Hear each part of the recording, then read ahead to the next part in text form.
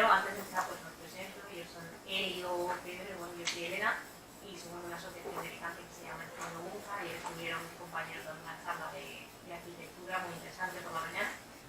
Y bueno, y yo estuve haciendo un taller de junio, esto ya es lo último. Y bueno, pues nada. Luego al final os dejo información sobre las redes, sobre el correo, tal, pues si os interesa saber un poquillo lo que hacemos, tenéis a cualquier cosa preguntarnos para que sepáis dónde contactarnos. Y bueno, vamos a empezar a adentrarnos en el mundo de las geishas, que lo llamaréis el Kari-ukai, el mundo de las flores de sauce, ¿no? Yo creo que todos sabemos cómo es una geisha, ¿no? Con el rostro completamente blanco, los labios rojos, este peinado con tanto volumen, ¿no? Pero luego realmente no tenemos tanta información sobre en qué consiste ser una geisha. Muchas veces en Occidente nos llega una imagen equivocada, una realidad distorsionada. Entonces mi objetivo hoy es que conozcáis dos cosas. Primero, la historia de las geishas, cómo aparece esta profesión en Japón. Y segundo, también saber cuál es el proceso de un aprendiz hasta llegar a ser una geisha y lo sacrificado que es realmente ocuparse, o sea, ejercer esta profesión, ¿vale? Para ello, primero vamos a empezar por lo más básico. Lo más básico es saber qué quiere decir la palabra geisha, ¿no? Que está formada por dos kanjis. Gei, que quiere decir arte, ¿vale? A veces se dice también geifu, que es la palabra que utilizan en el dialecto de Kyoto, que es donde se concentran la mayoría de geishas. Entonces, gei es arte y sha es un morfema que se utiliza para algunas profesiones. Básicamente es una persona que se ocupa de las artes, que practica las artes, un artista, ¿no? Entonces, una geisha lo que hace es acompañar y entretener en un banquete, en una fiesta, en una reunión, con sus habilidades únicamente artísticas, ¿vale? Porque a veces en Occidente, cuando usamos la palabra esta de acompañante, decimos, bueno, que somos prostitutas, ¿no? Ya desde el principio lo dejo bien claro, no son prostitutas, y si algo tenéis que aprender esta charla, si la semana que viene se os olvida todo lo que he dicho en la charla, al menos que eso no se os olvide, no son prostitutas, ¿vale? Pero sí que su historia está muy ligada a la prostitución, y además hay algunas prácticas que ejercían en el pasado que para nosotros pues, son un poco cuestionables, ¿vale? Entonces, para entender esto que os digo, vamos a viajar en el tiempo, nos vamos a ir muy atrás. Vamos a ir primero al siglo VII, ¿vale? Porque ya había ciertas pinceladas, antes de aparecer las geishas como tal, hubo ciertas pinceladas de la historia. En el siglo VII tenemos la Saburuko, que quiere decir mujer que sirve. Entonces las Saburuko eran mujeres de clase baja, sin un hogar estable, pero que tenían talento. Entonces ellas iban a fiestas de la nobleza y se encargaban de entretener a los nobles. Es un poco como la función que hacían los feudales en la Edad Media, con la diferencia de que las saburucos también vendían más favores sexuales. Y que sepan los feudales, ahí no se metían. Y luego más adelante, en el siglo XII, tenemos la shirabyoshi, ¿no? Yo creo que no. Hablaba de juglares y no sé yo si no habría alguno de las cortes. Bueno, al menos no era tan normal. Las shirabyoshi, a diferencia de las saburucos, sí que eran de clase alta, ¿vale? Ellas vivieron en el periodo Heian, y el problema es que durante este periodo muchas familias nobles tuvieron problemas económicos. Entonces, una manera de subsistir era, pues, gracias a que habían aprendido sobre poesía, sobre baile, sobre música, pues ellas también se encargaban de entretener en fiestas y en reuniones, ¿vale? Pero bueno, nosotros realmente queremos irnos al siglo XVII, ¿vale? En el siglo XVII, bueno, pues, como se dice, la prostitución es uno de, no sé por qué estoy hablando al micro cuando está apagado, la prostitución es uno de los trabajos más antiguos del mundo, y es así, ¿no? Entonces en el siglo XVII en Japón pues, había cortesanas, vamos a llamarlas cortesanas, que parece que es una palabra más bonita que prostituta, ¿no? El sexo no era un tabú, ¿vale? En el sintoísmo, el budismo, el sexo era algo normal. Luego llegó el confucianismo y bueno, ellos sí que lo querían, digamos, esconder un poco, pero en aquel momento la religión que predominaba era el sintoísmo. Entonces, no era un tabú. De hecho, seguramente conocéis los festivales que se hacen aún hoy en día en Japón, de la fertilidad, ¿no? Que sacan de repente, pues en vez de sacar a la Virgen, sacan un pene gigante, ¿no? Pues hasta ahí, hasta ese punto, no es un tabú para nada. Entonces, bueno, había prostitutas y entonces el general del daimyo, que había por aquel entonces, que era Toyotomi, lo tengo apuntado porque no, Hideyoshi Toyotomi, ¿vale? Su general, que se ve que tenía un buen ojo para los negocios, dijo, oye, esto de las prostitutas hay que organizarlo de alguna manera, ¿vale? Porque esto, yo aquí vengo de negocio, que realmente era así. Bueno, pues empezaron a crear una zona amurallada en Kioto, que se llamaría un barrio de placer. En japonés es Yukaku, ¿vale? Este barrio de placer entonces se llamaría Shimabara, ¿vale?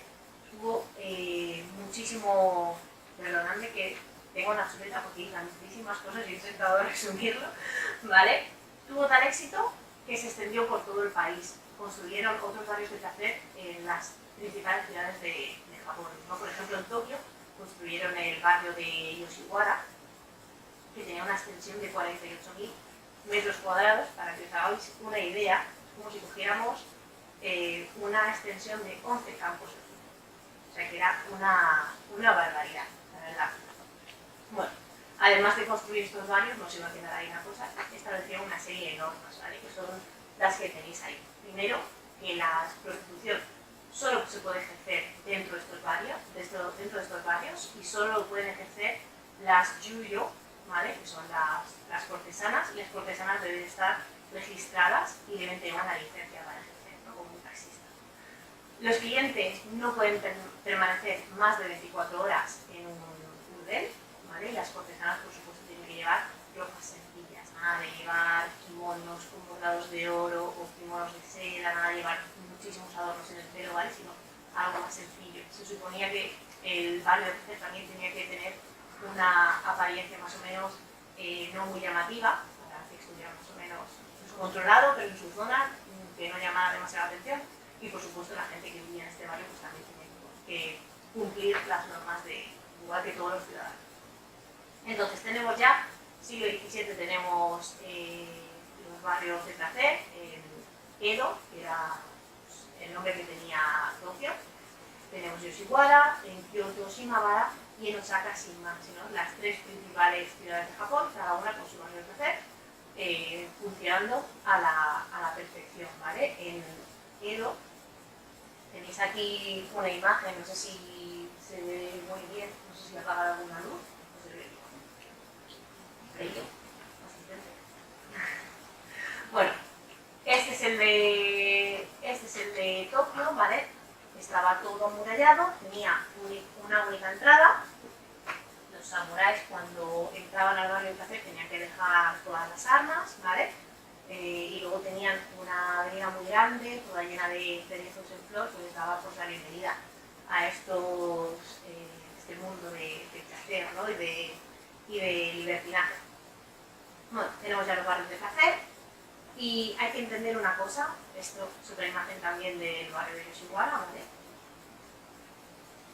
Hay que entender una cosa, y es que estamos en el periodo Edo, ¿vale? Que el periodo Edo va del año 1603 hasta 1868, que es cuando se da la restauración del emperador Meiji en Japón, ¿vale? Y se inicia con el shogunato de Tokugawa y termina con la restauración del emperador.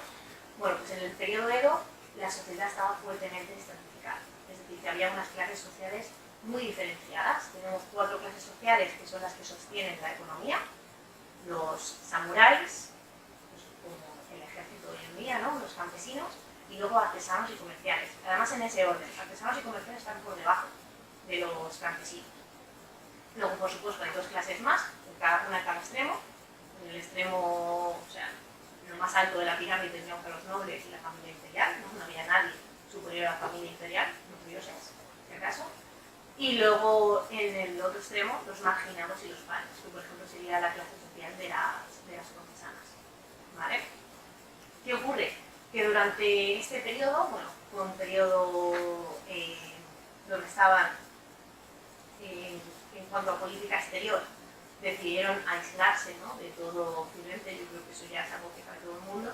Y en cuanto a política interior, fue un periodo de gran estabilidad, ¿vale? Se acabaron las luchas entre los nobles.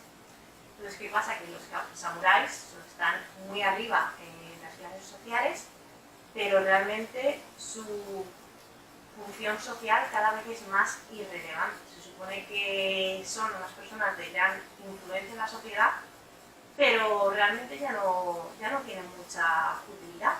Además resulta que con la inflación, los sueldos de los samuráis cada vez son más insuficientes. Entonces ellos lo que deciden es pedir dinero prestado cuando no tienen a los comerciantes, ¿vale? Que además les está ocurriendo de todo lo contrario. Los comerciantes, los artesanos cada vez tienen más dinero. Y encima, si les piden dinero prestado, pues empiezan a amasar unas grandes fortunas.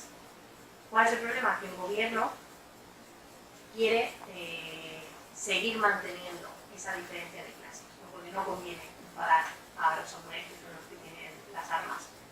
Así que empiezan a sacar una serie de normas. Entonces, dicen que como aquellas personas de clase baja que tengan mucho dinero no pueden alardear, digamos, o mostrar ese dinero. No pueden vestir con ropas muy lujosas, no pueden tener muchas viviendas, o no pueden demostrar que tienen más dinero que los samuráis. Pero claro, los comerciantes y los artesanos eran muy listos, echan la ley, echan la trampa, pues dijeron, vale, como si tenemos estas propiedades, nos las van a confiscar, pues vamos a invertir en algo que no puedan confiscar. Entonces es así como se convierten en los grandes patrocinadores de los barrios de placer. Deciden invertir su dinero en estos burdeles, ¿no?, que estaban en los barrios de placer, ¿vale? A ver. Bueno. Buenas. Vale.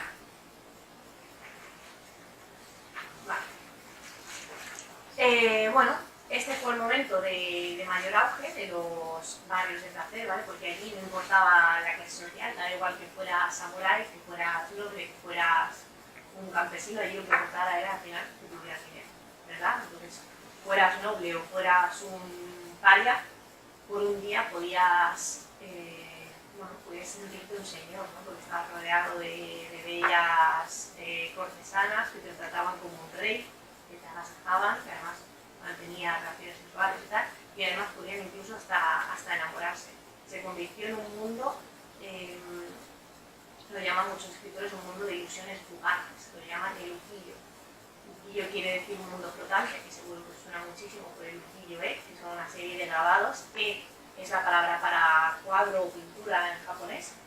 Ukiyo-e son los cuadros los grabados que se hicieron que reflejan esta época, ¿vale?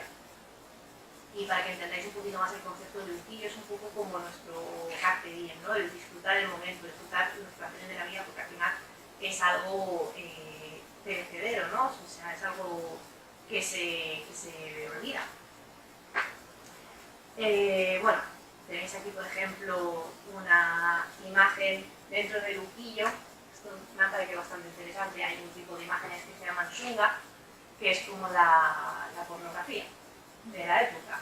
Además, como eran grabados, no es una pintura, un grabado es mucho más fácil de producir, ¿no? Tenemos nuestra tablilla y podemos hacer una producción en masa. Entonces, esto realmente estaba prohibido, pero estaba súper extendido, a pesar de estar prohibido, y era la pornografía de la época. Bueno, he cogido una imagen que fuera sutil, pero si ponéis shunga en Google Imágenes, la verdad es que aparecen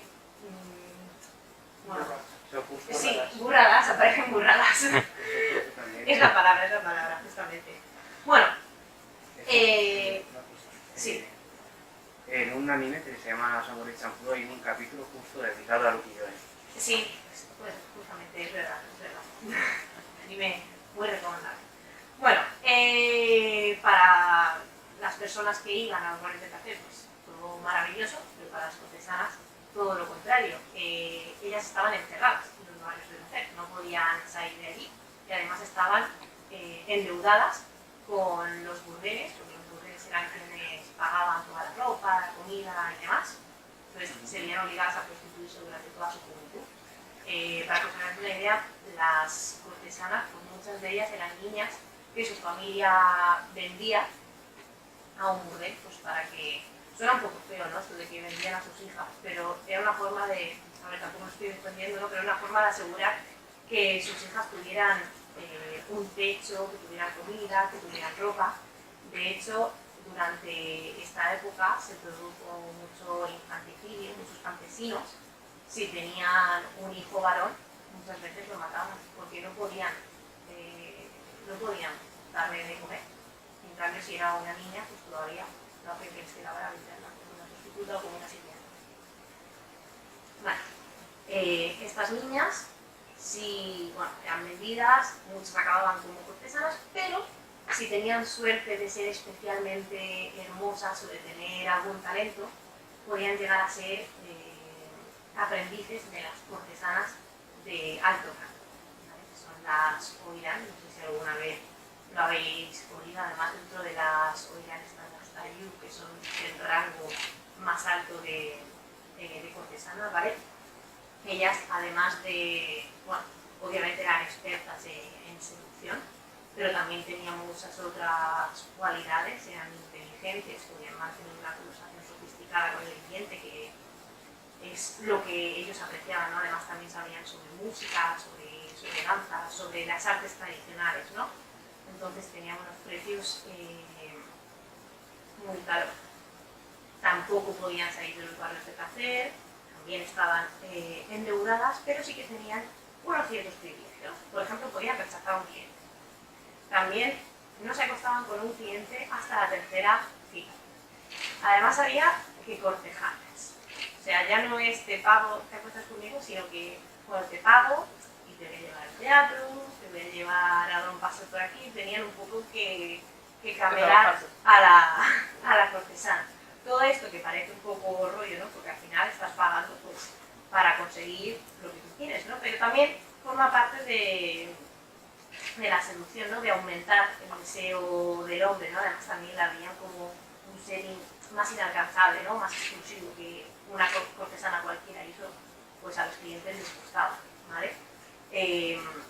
Además también pues, su apariencia, como veis, no era para nada humilde, digamos. Llevaban muchísimos adornos en el pelo. Tiene una apariencia un poco como la geisha, ¿no? Pero en realidad hay muchas diferencias. Por ejemplo, su maquillaje es mucho más fuerte, los adornos, llevan muchísimos adornos en el pelo.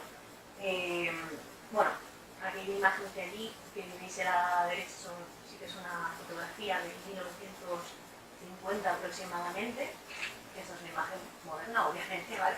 Tienen kimonos muy vistosos, con muchas capas. La principal diferencia es el ogi, ¿no? Que ellas se la atan delante, ¿vale? Y bueno, os voy a poner un vídeo que me parece bastante interesante. Hoy en día ya no existen oiras, la prostitución está prohibida, pero sí que todos los años se realizan desfiles. El más famoso es el de Niigata, donde las mujeres se disfrazan de oiran, ¿vale? Este vídeo, que es muy cortito, es de una película que se llama Yoshiwara Enjo. Y bueno, aquí nos muestran un desfile, vais a ver la cortesana, que además llevan unos zapatos especiales que se llaman okobo, que tienen, no sé lo que tienen, pues tendrá como 20 centímetros de alto, y una forma de andar muy peculiar, que es exclusiva de las oiran, que se llama hachimonji, ¿vale? Digamos, vamos a ponerlo un poco más adelante para que veáis bien.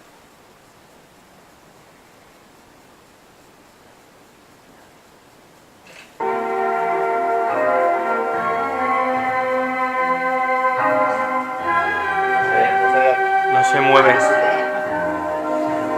estoy viendo aquí. Qué raro. Mira, pero si quito esto, ya, pero no tampoco. Vale, así, ¿no? Vale. Vale, ahora sí, ¿no? Sí.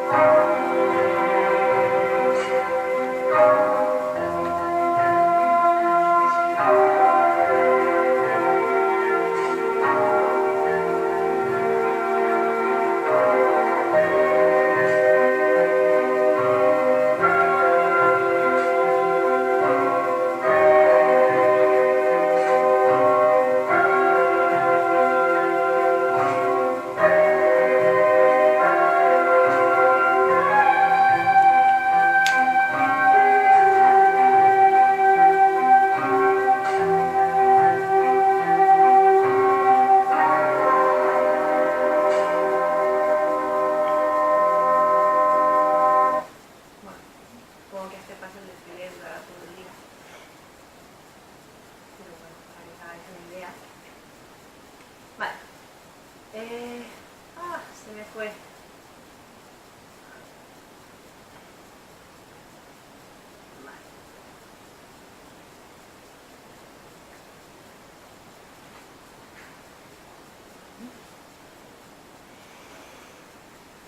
Vale.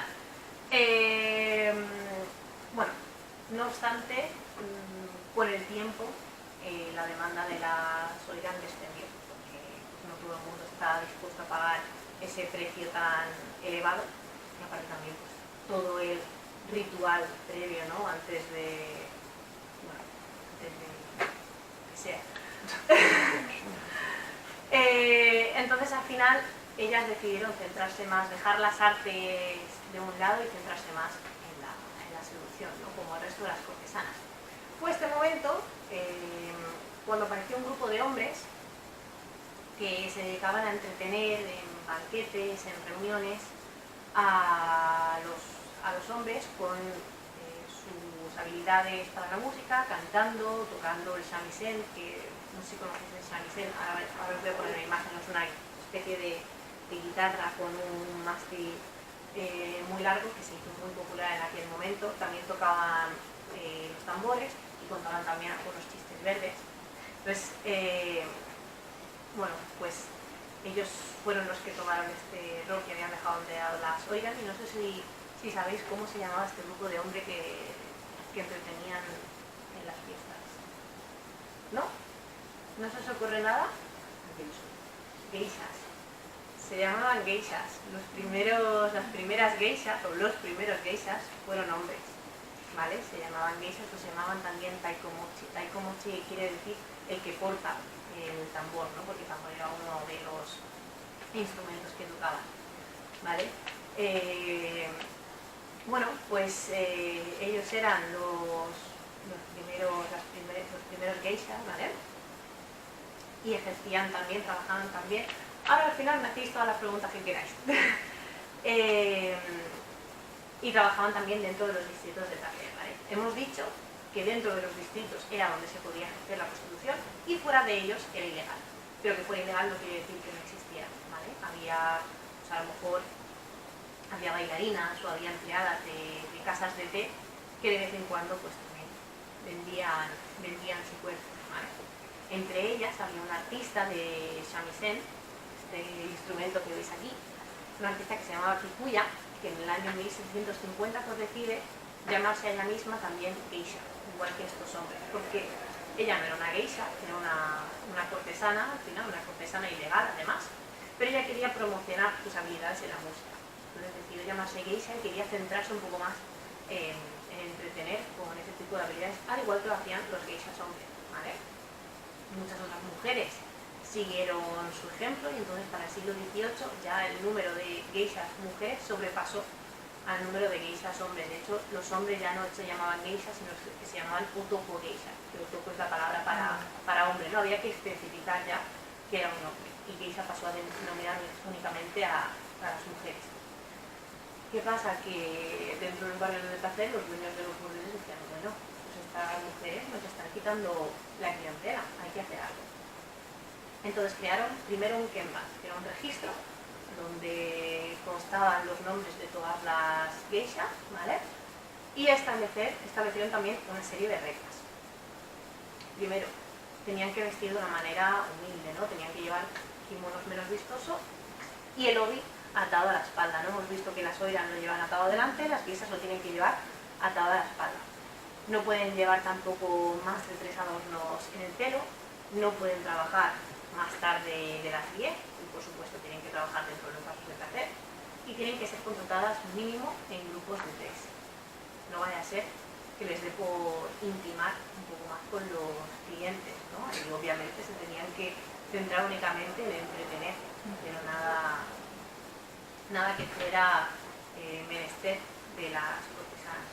Bueno, pues todas estas reglas fueron lo que impulsaron a las geishas ya a ser un exitazo, porque lo que consiguieron es que se vieran las geishas en comparación con las cortesanas como más elegantes y personas también más respetables, ¿no? Además se las veía como más exclusivas exclusivas, ¿no? Porque no todo el mundo tenía el dinero también para contratar a 3 geishas para su banquete, ¿no? Entonces digamos que oficialmente para el año 1800 ya nació la profesión de geisha como tal, ¿vale? Entonces lo que hacían en aquella época, pues las geishas estaban en el banquete con los clientes, sirviéndoles sake, entreteniéndoles y demás, y luego ya más tarde les llevaban a un burdel donde habían previamente contratado a una cortesana, y ahí ya pues los señores continuaban su fiesta, digamos, ¿vale? En el siglo XIX las geishas eran las mayores influencers, vamos a decirlo así. Eran las mayores influencers de todo Japón, ¿vale? Tenían grandes ingresos, tenían una gran influencia tanto en la moda como en la cultura popular. Por ejemplo, cuando Japón se empezó a abrir a Occidente, ellas fueron de las primeras que empezaron a adaptar un poco los peinados, por ejemplo, que llevaban las chicas en Occidente. Ellas fueron las primeras que se empezaron a cambiar el pelo de esa forma, ¿no? Ellas traían la moda a Japón, digámoslo así, ¿vale? Los barrios donde trabajaban se llamaron Hanamachi. Por ejemplo, aquí tenéis bueno, perdón, esto es Yoshiwara, ¿vale? Bueno, Hanamachi, que quiere decir ciudades de flores, Hana, que es flor, Machi, que es ciudad. Dentro de los Hanamachi tenéis las hojillas, que son las casas de geishas donde ellas vivían, las ochaya, que son las casas de té, donde trabajaban, y el kaburenjo, que es una especie de teatro donde a veces hacen bailes en grupos, pero también había una escuela para que ellas aprendieran pues, a tocar diferentes instrumentos, aprendían por ceremonia del té o caligrafía, ¿vale? En Kioto, por ejemplo, hay 5 hanamachis. Uno más famoso es el de Gyeongkobu, que también por Tocho es bastante popular, ¿vale? La mayor cantidad de geishas registradas fue en 1929, que había 80.000 geishas en todo Japón. Es muchísimo, sobre todo si lo comparamos con el número que hay a día de hoy. Pero bueno, esta época dorada no duró mucho tiempo porque llegó la Segunda Guerra Mundial, ¿no? Entonces, durante la Segunda Guerra Mundial muchas mujeres fueron obligadas, bueno, tenían que irse al campo, a trabajar, a fábricas, ¿no? Entonces las geishas se mimetizaron por otras mujeres normales y corrientes. Las hojillas fueron forzadas a cerrar, algunas abrieron un año más tarde y algunas pocas geishas volvieron en el año 44, ¿vale? Pero esta vez ya no era como antes, que eran las que traían la modernidad a Japón, sino que rechazaron todo lo occidental y decidieron encarnar la tradición. Era todo lo más parecido a lo que tenemos hoy en día, ¿no? Decidieron parecerse más a las geishas que había durante la época feudal, ¿vale? Después Japón perdió la Segunda Guerra Mundial, bueno, vale, Japón perdió la guerra y muchos soldados americanos ocuparon Japón, ¿no? Había como unos 5.000 soldados a más de 10.000 kilómetros de su hogar, sin su familia, pues imagináis que los soldados americanos no estaban para las sutilezas de las geishas, ¿verdad? Pues había muchísimos burdeles dedicados a entretener a esta nueva clientela. Y las chicas, para llamar la atención, porque las geishas, aunque existían únicamente en Japón, resonaban fuera del país, ¿no? De ahí, por ejemplo, Madame Butterfly, ¿no? Que está muy inspirado en el mundo de las geishas. Para llamar la atención de los soldados, muchas cortesanas se llamaron geisha girl, ¿no? Geisha girl. Por supuesto, el entretenimiento que proporcionaban nada tenía que ver con el de una geisha, ¿no? Bueno, además hay imágenes que aparecen, a lo mejor aparentemente es una geisha con su kimono y tal, pero ves que tiene el kimono completamente subido hasta incluso obviamente una geisha no va a hacer esto. O el entretenimiento de esta chica, pues obviamente una geisha no es. Así que su reputación, como veis, se desplomó, ¿no? por cómo usaban este nombre. Bueno, más tarde, en 1958, se ilegalizó la prostitución. Los hanamachi volvieron a florecer, pero ya no volvieron a ser lo que fueron antes de la Segunda Guerra Mundial. Bueno,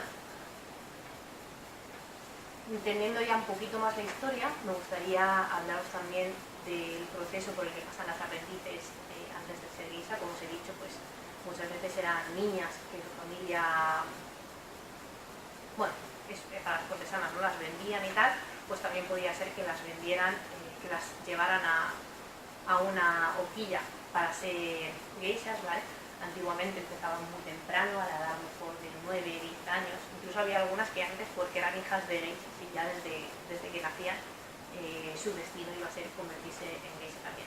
Entonces todo empieza con el ingreso en una horquilla, ¿no? Dentro de la horquilla está la Okasan, pues la madre, también se le llama Okami, que es además la dueña de la horquilla, ¿vale?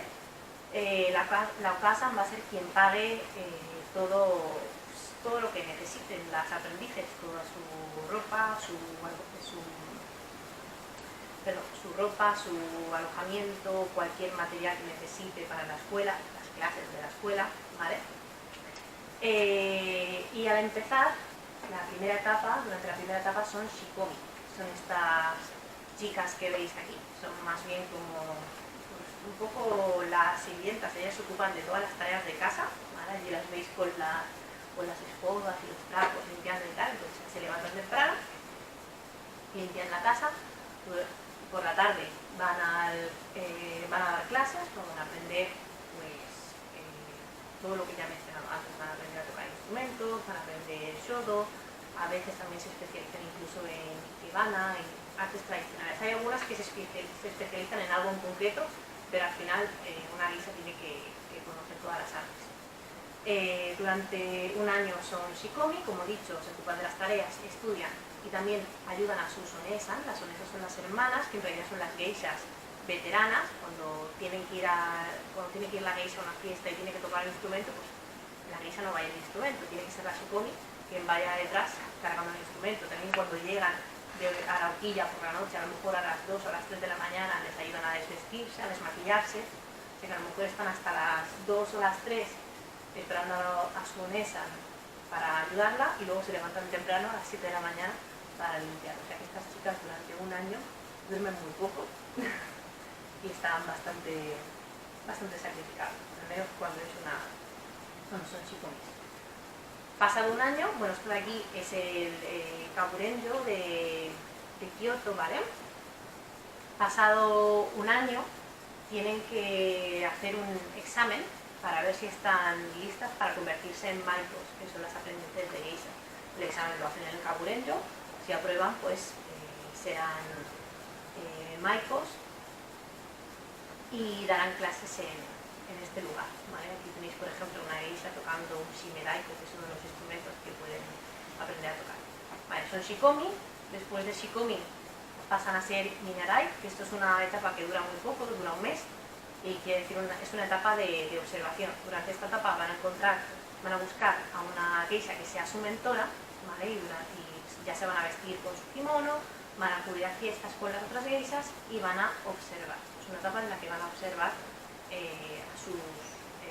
las geishas más veteranas. Ya se empiezan a maquillar un poco como las maiko. Esta maiko que veis aquí, si os fijáis, solo tiene el labio inferior pintado de rojo. Cuando son maikos sí que se pintan los dos labios, lo que pasa es que se lo pintan no completo, sino más fino, ¿no? Como si tuvieran los labios más finitos, y ya cuando sean geikos sí que se pintarán el labio completo. Bueno, como veis, esta es la imagen, ¿no? que más reconocemos. Estas son maikos, después de Minarai, que dura un mes, hacen su debut como maikos. Hay muchas diferencias entre las geishas y las maikos, pero bueno, la principal, por ejemplo, podría ser el cuello debajo del kimono, ¿no? Tienen un cuello que este es rojo, cuando sean geishas será completamente blanco. El maquillaje también es mucho más fuerte. Se dice que las geishas más jóvenes se maquillan más, ¿no? Aunque parece que tendría que ser al revés, ¿no? Cuanto más mayor, más maquillaje necesitas. Pero es que cuando sean mayores, cuando maduren, digamos, su belleza no reside tanto en su aspecto, sino que reside en sus habilidades, ¿no? Y entonces también su las que sean. Bueno, también por supuesto tienen kimonos más vistosos, con las mangas largas. No sé si habéis visto la exhibición de Kitsuke de Laura, ¿no? Pero bueno, ellas llevan un kimono tipo furisode y cuando pasan a ser gay pues llevan un fusode, ¿vale? Los zapatos también son más altos, tienen unos 10 centímetros de alto, ¿vale? Y bueno, el peinado se lo hacen con su pelo natural, mientras que las geishas llevan una peluca que se llama kasura. Además, claro, como llevan este peinado para la peluquería, que se lo hagan y tienen que aguantar varios días con eso, pues a lo mejor por la mañana no salen porque tienen que salir con ese peinado. En cambio, las geishas pueden salir por la mañana con su pelo normal, con el moñito bajo y pasan totalmente desapercibidas. Las maiko no. Esto es, no me acuerdo del nombre, Takamakura. Es una almohada, si se le puede llamar almohada, para poder dormir con este peinado de las maiko y que no se les deshaga, ¿vale? Aquí vamos a ver un vídeo, si te la sigue el tiempo, ¿no? A ver. Quiero mostraros un poco cómo es la vida de una maiko. Además, el proceso de maquillarse que dura mucho tiempo. Al principio les ayudan las maiko, se ayudan entre ellas, luego ya más adelante se supone que tienen que aprender a hacerlo ellas solas. Vamos a ver un poco cómo se maquilla, también cómo se visten. Además, supongo que habéis visto, a lo mejor habéis visto... no se ve, vale. Vale.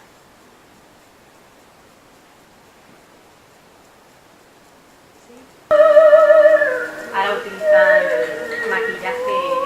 Bueno, primero se está aplicando una capa como de una especie de aceite, se llama como la crema hidratante. Voy a bajarlo por el tal. Ahora no escapamos, supongo que tampoco igual, lo que diga. Vale, dice una geisha, una maiko es una geisha joven, es el paso antes de ser geisha. Y una geisha es una mujer adulta. Yo lo digo si alguien no sabe inglés.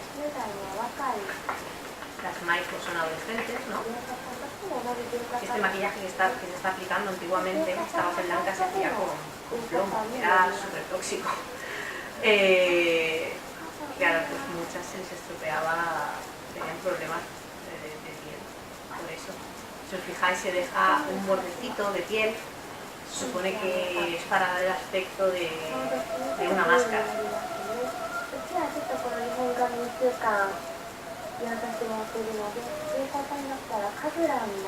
Cuando es una gay puede llevar una peluca, pueden llevar ropa normal durante el día, ir a las tiendas.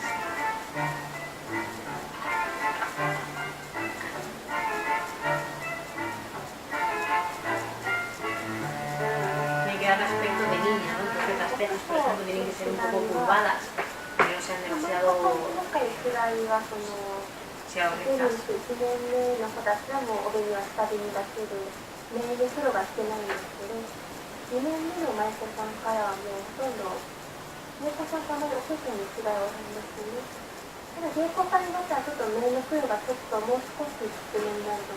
fijáis, no se pone eyeliner, digamos, una línea negra, por si algún chico no sabe lo que es un eyeliner, pero ya cuando son gays sí que se aplican ese negro. Vale, que más se ve así.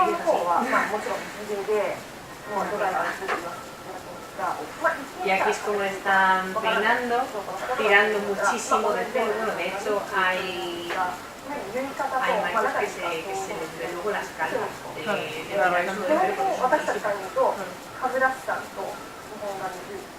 además les aplican un aceite, ¿no? Se ve que para que se vea todo mucho más limpio. Por eso también se dejan en el kimono, se dejan detrás un poquitito, ¿no? Porque el aceite luego puede manchar el kimono y un kimono de seda manchado con aceite.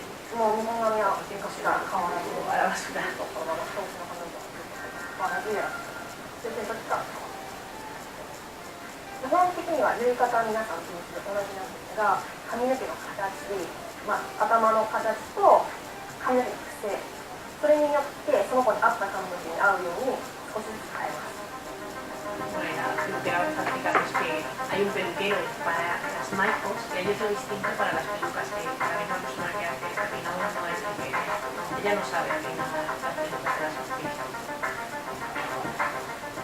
髪飾りは芸妓さんは髪飾りをつけるんですけど、 Este 舞 peinado 妓 es さんだ el けなん típico で de las すけど、 maicos con estas 舞妓さ cintas んでデビュ rojas, ーしたてのまだ若い舞妓さんだったら、 que antiguamente significaba un poco la virginidad de la maiko. もう少し小さいお花柄の Y luego esta especie de abanico metálico, que es donde tiene ここにも el ちょっ símbolo と de 垂れ la 下がってるや horquilla. つがついているんです。このかんだしにもそれぞれの所属している置屋さんの紋がついてるんです。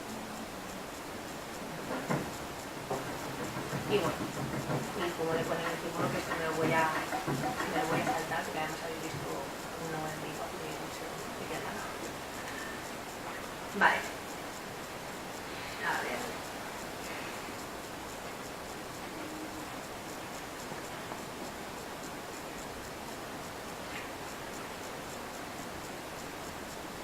Vale. ¿Sí? Vale. Vale. Cuando cumplen más o menos una edad, bueno, cuando realmente piensan que están preparadas, pero suele ser sobre los 20 años, pues celebran la ceremonia del erikae, que quiere decir cambio de cuello. Y es el paso de maiko a geisha, ¿no? Hemos dicho que las maiko llevan un cuello rojo, cuando sean geisha van a cambiar y van a ponerse uno totalmente blanco, como este que veis aquí. También, no sé si se nota, pero es una peluca. Bueno, yo sí que veo mucho la diferencia entre el pelo natural y la peluca. Además, las pelucas suelen tener este piquito, ¿no? Que no todo el mundo tiene de forma natural en el pelo. Las pelucas sí que lo tienen porque así le dan como una especie de aspecto de forma de corazón a la cara. Se supone que es más bonito. Bueno, y cuando pasan más o menos unos 6 años, las geishas, si han pagado sus deudas con la hojilla, pueden decidir independizarse de la hojilla. Pueden seguir ejerciendo, pueden actualmente, pues muchas, pasado un tiempo, dejan de ser geishas para casarse, formar una familia y demás. Y bueno, durante todo el tiempo que están trabajando, parte de sus ingresos van para la hojilla, ¿no? Para ir cubriendo toda la deuda. Pero antiguamente había dos grandes fuentes de ingreso, aparte del trabajo. Por un lado tenemos el mitsuage, el famoso mitsuage, y el dana, ¿no? El mitsuage, no sé si habéis oído hablar de él, es básicamente... No, estaba pensando, es que pensamos tanta Mitsu, Sekezawa, pero no sé si tendrá algo que ver. No lo había pensado, si tiene algo que ver. Bueno, mitsuage era básicamente vender su virginidad. Entonces, podía o bien ser a una persona de confianza, que lo casan, decidiera vendérsela a un cliente de confianza con bastante dinero, o a veces cuando las maiko eran muy populares, se hacía una especie de subasta de manera más o menos discreta entre varias personas, y quien pagara más al final compraba el mitsuage, ¿no? Digamos, cuando una maiko vendía su mitsuage por una cantidad muy elevada, era símbolo de que como geisha iba a ser muy popular, iba a tener mucho éxito. Después del mitsuage no volvían a tener ningún otro encuentro, era únicamente para esa ocasión, y además lo hacían medio vestidos, tampoco era más bien un ritual, ¿vale? Bueno, leyendo historias hay muchísimas, bueno, por ejemplo, no sé si conocéis a Mineko Iwasaki, que es la geisha en la que se basó el libro de Memorias de una geisha. Bueno, ella sacó un libro de su historia, ¿no? Porque ella no estaba muy conforme como habían descrito su mitsuage en Memorias de una geisha. Bueno, después de eso, otras geishas decidieron también contar su historia. Una de ellas se llama Sayo Masuda, que bueno, tuvo una vida bastante complicada como geisha, y ella cuenta que su mitsuage se lo vendieron a un hombre que en el futuro sería su dana, que explico lo que es un dana. Vendieron su mitsuage a un cliente y más tarde volvieron a vender su mitsuage 4 veces. O sea que la Okasan les aseguraba a los clientes que no había venido su Mitsuage aún, y en los Hanamachi todo se basaba en la confianza. Además decían, si tienes que firmar un papel para confiar en alguien, quiere decir que no puedes confiar en esa persona. Bueno, además del Mitsuage, tenemos también la figura del Dana, que el Dana es como un mecenas, ¿vale? Es una persona que establece un contrato con la ukiya, va a comprarle los kimonos a la geisha, va a pagar su alojamiento, su formación, y además muchas veces, si tiene suficiente dinero y con consentimiento de su esposa, por supuesto, les pagaban un piso para que pudieran independizarse, ¿vale? Además, poder mantener una geisha, pues obviamente era un símbolo de estatus. No es como un empresario ahora que tiene una cuadra con 50 caballos, pues entonces mantener una geisha quería decir pues, que tenías, pues, eres un empresario de éxito, digamos, ¿no? Bueno, en la actualidad quedan menos de 1000 geishas en todo Japón. Su aprendizaje es mucho más corto porque es obligatorio la escolarización, entonces empiezan más tarde, se especializan mucho menos. Por ejemplo, las mejores artistas de Shamisen ahora tienen alrededor de 80 años.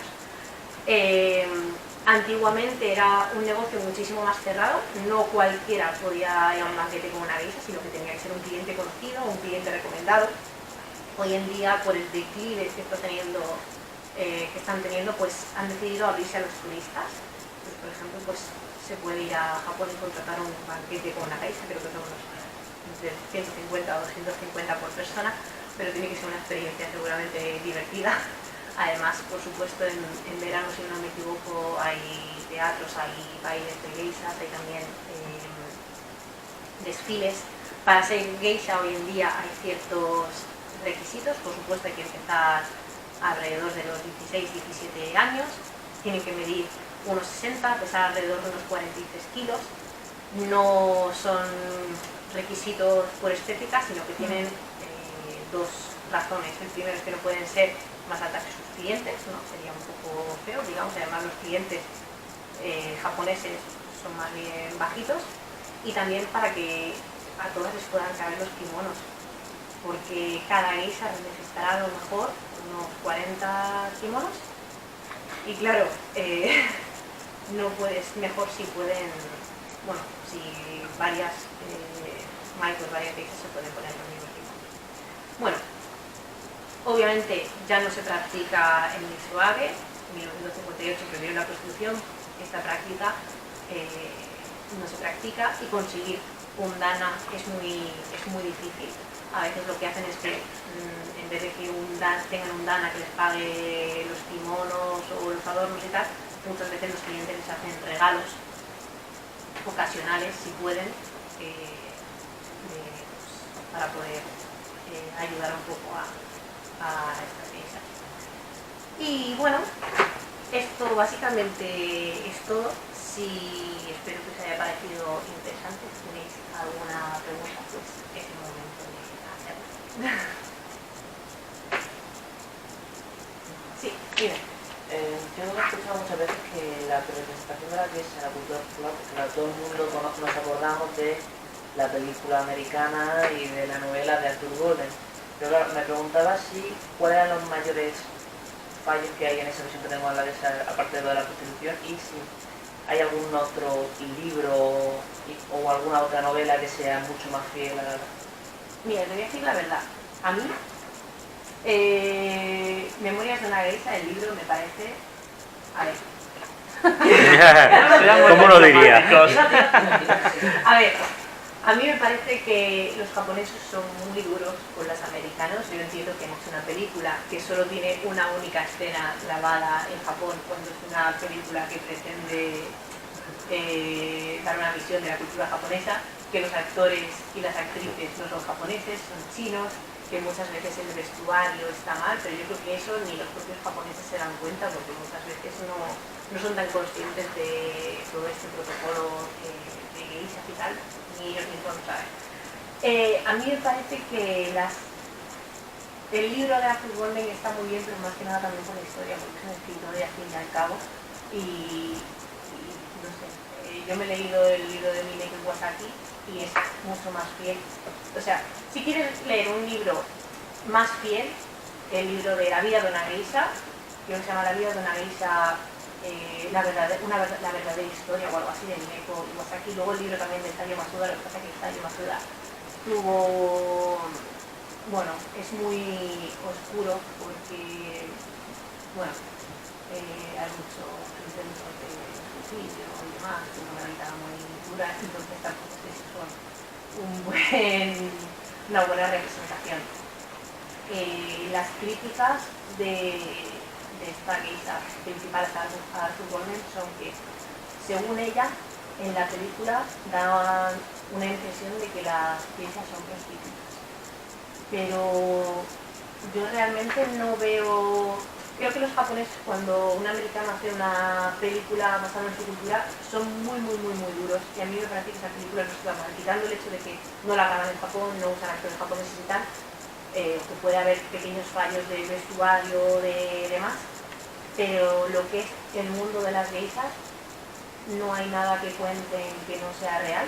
O sea, el suave existe y por mucho que ella quiera decir no tiene nada que ver con el sexo, con la prostitución y tal, pues oye, estás vendiendo la virginidad y bueno, a lo mejor en tu caso no, pero hay casos como el de Tayo que vendió su virginidad 5 veces, pues oye, así que hay un cierto vínculo con eso. No me parece que... No dejaría de recomendar el libro y la película. No dejaría de recomendar el libro, la verdad. Sabiendo un poco, ¿no? Yo, al menos, a mí no me dio la impresión de que fueran prostitutas de la película, la verdad. Ya no te vale mucho antes. Y que eso existía, es que no es que se esté inventando nada, es que está así. Bueno, una pregunta que yo relacionada con eso es: ¿qué libros recomendarías? ¿Y o películas? Películas, la verdad es que no podría recomendarte ninguna. Sobre geishas, el más fiel, que tampoco hay muchas geishas que escriban sobre eso. No, es un mundo muy cerrado. Ya no en general sobre geishas, sino en general sobre toda la cultura en general, no solo de las geishas, sino en general. ¿Qué libros Toda la dirías? cultura A ver, la cultura japonesa obviamente no, porque es muy amplia, pero me refiero, ¿qué autores dirías? Pues de este sí que te recomiendo este libro, porque es muy visual, es muy explicativo, no voy a decir fiel, pero digamos correcto, Bueno, comillas. hombre, no sé si me entiendes. Sobre geishas en específico, porque en general, sobre geishas en específico, mira, voy a recomendar dos cosas. El libro de Mineko Iwasaki, porque te cuenta su historia desde que empieza hasta la actualidad y lo cuentan sin adornos, no literarios, es la historia tal cual es. Cada geisha le puede haber ocurrido de una forma distinta, obviamente. Yo tampoco he vivido en el periodo Edo ni nada de eso, o sea que tampoco... Y a mí me parece muy interesante, que no es un libro, pero si conocéis seguramente el blog de japonismo, que son de unos chicos que han venido aquí, de Laura y Luis, si no me equivoco, tienen, bueno, ella es muy experta en todo el tema de geishas, estuvo mucho tiempo estudiando en Kioto y tiene una barbaridad de artículos, pero de artículos a lo mejor sobre el maquillaje, sobre el peinado, sobre diferencias entre maito y geisha. Tiene muchísimos artículos súper interesantes, muy bien documentados, y así como lectura más ligera de una historia, además que va a recoger información de diferentes sitios. A mí eso me gusta mucho, la verdad. Yo tengo una pregunta. Sí. En esa época, siendo hace tanto tiempo y tal, el tema de los burdeles, ¿no había mucho tema de enfermedades y eso?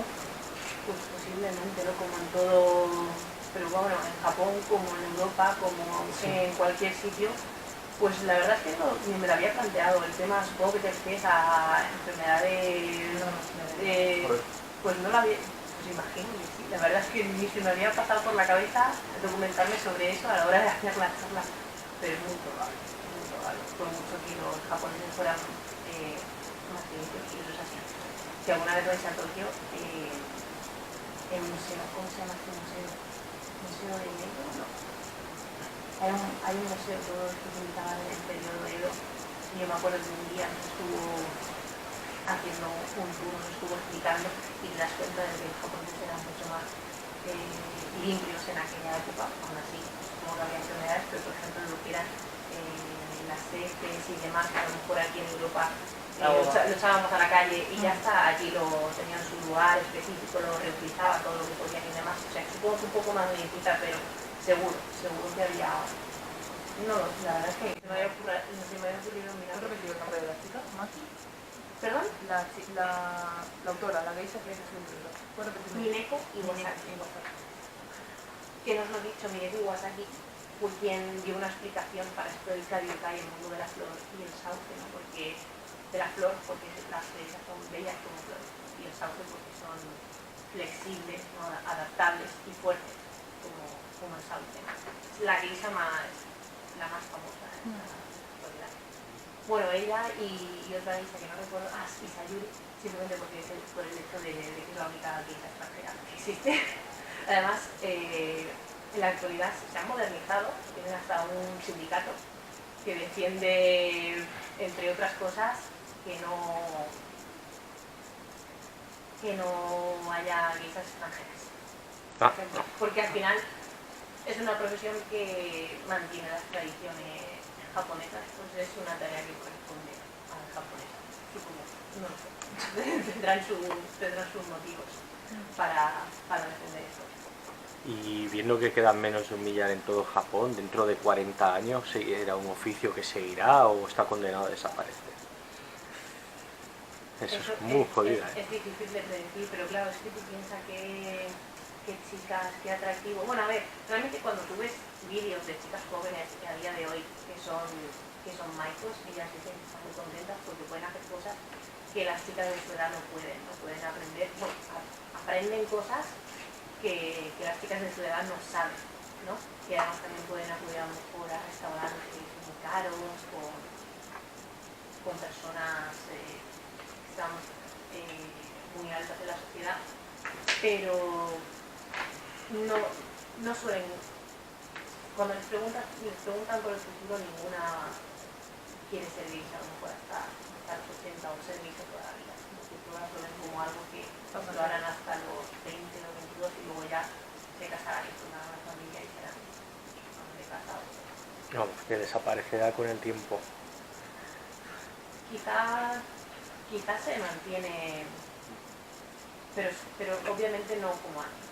No veo que a lo mejor en el futuro pueda haber geishas de 60 o 70 años.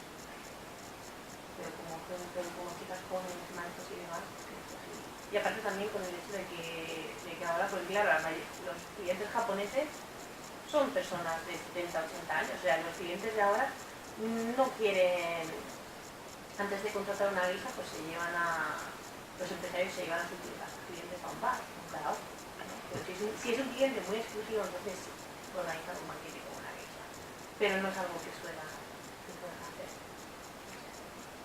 Yo realmente lo pienso y a día de hoy, aunque la geisha esté en el peligro de extinción, sí que como que aparecen cosas parecidas, ¿no? Esto de la función de contratar a una persona que te acompañe, que te entretenga, ¿no? Como puede ser, bueno, nos vamos a un caso extremo, ¿no? Pero como pueden ser ¿cómo se llaman estas chicas que hay en Akihabara?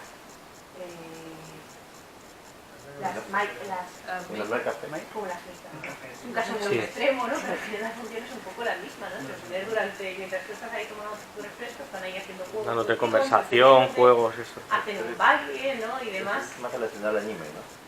O al manga. No tiene por qué estar relacionado al anime o al manga. No, el de los Mercafé. ¿Los Mercafé? Bueno, sí, aparecen en anime y eso. Son sirvientas y tal. Pero es un poco como una versión súper moderna, ¿no? Pero en un principio es como si fuera una sirvienta, ¿no? Que te está sirviendo en un mismo sitio y solamente la tienes ahí sirviendo. No sé, o yo a lo mejor... Es más, suelen tener normas muy estrictas para los clientes, en plan, no puedes tocarlas, no puedes sobrepasarte ni nada. Y hacerte fotos. A no ser que sea dentro del propio lugar, que tú compres un cupo en el cual pues le puedes hacer una foto con orejitas o cosas así. O vas acumulando puntos, creo, según Sí. vas siendo cliente habitual y esto, vas acumulando Pero cuesta puntos. efecto, no sé. Sí, sí. Pero puede ser que sí se mantenga ahora que se han abierto a los turistas. ¿Qué turista no quiere ir a Kioto y cruzarse con una Maiko, echarle una foto o ver un espectáculo de Veremos Maiko? después de 2020. Esos son los Juegos Olímpicos allí. Pero puede ser que el turismo sea a lo mejor la clave para sobrevivir. Puede ser. Llevan 400 años. Si lo pensamos. Pues sí. Pero tú dices que solamente trabajan ahora hasta cierta edad, o sea, ya no se ven geishas de más de 30 o 40. Sí las hay, pero las chicas jóvenes que empiezan ahora o que han empezado por hace 3 años, ellas no tienen intención de quedarse. Yo creo que a futuro ya no se van a ver ese tipo, o sea, porque tú mencionabas que mientras más adultas eran, pues era mejor la calidad, ¿no? Claro, Entonces eso ya no se va a ver. claro, más tiempo de aprendizaje, pero ahora primero que empiezan más tarde, que empiezan a lo mejor a los Y se 20 van a años. retirar más temprano. Claro, y trabajar. Claro, no pueden llegar al grado de especialización porque ya se llevan. Bueno,